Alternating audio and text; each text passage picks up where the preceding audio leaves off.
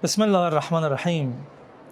Dear brothers and sisters, Assalamu alaikum wa rahmatullahi wa barakatuh. From inside the shrine of Imam Ali ibn Musa Reza, alayhi alafu tahiyyat wa thana.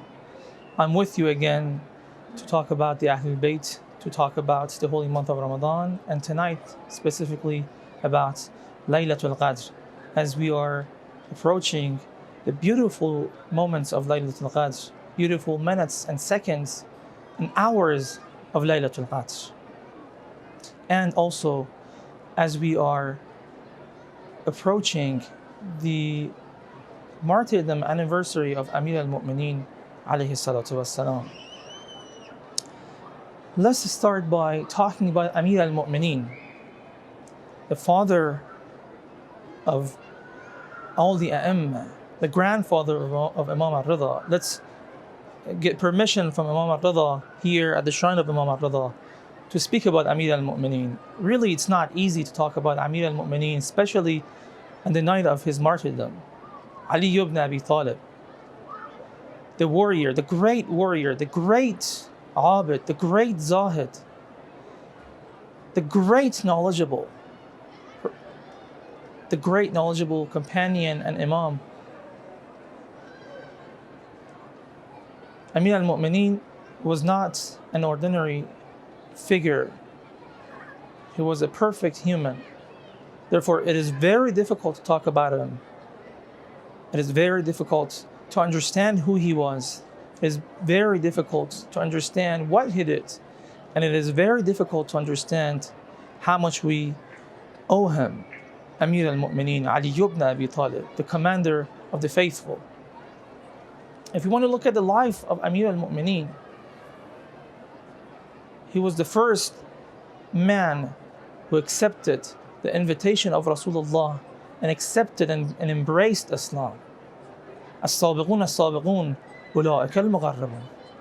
Those who accepted Islam first, those who moved towards Rasulullah and accepted Islam when Islam was still in a weak position, those people are closer to Allah subhanahu wa ta'ala if they keep that state of Iman, if they keep that status of Iman.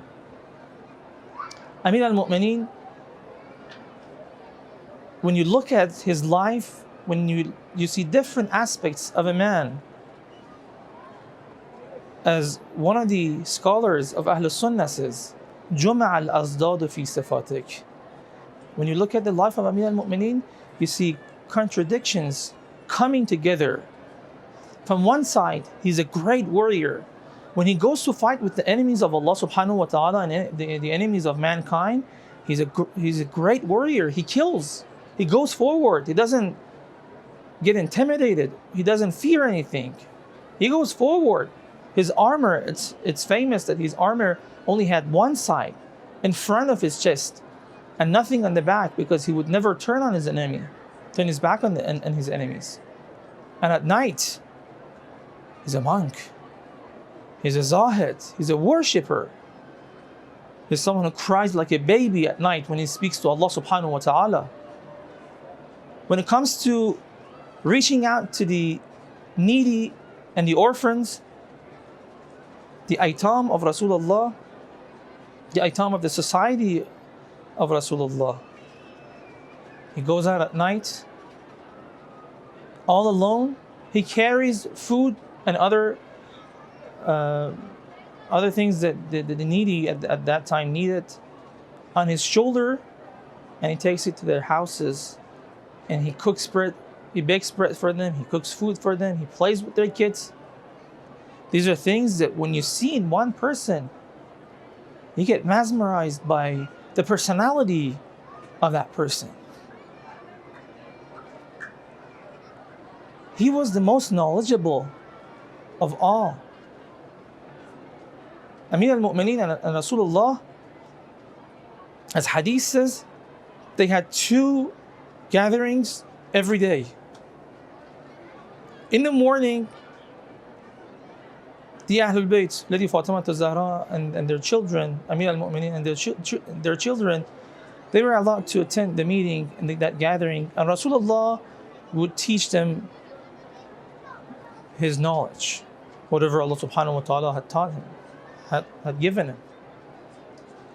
There was another majlis in the afternoon that only Amir al-Mumenin was allowed to attend.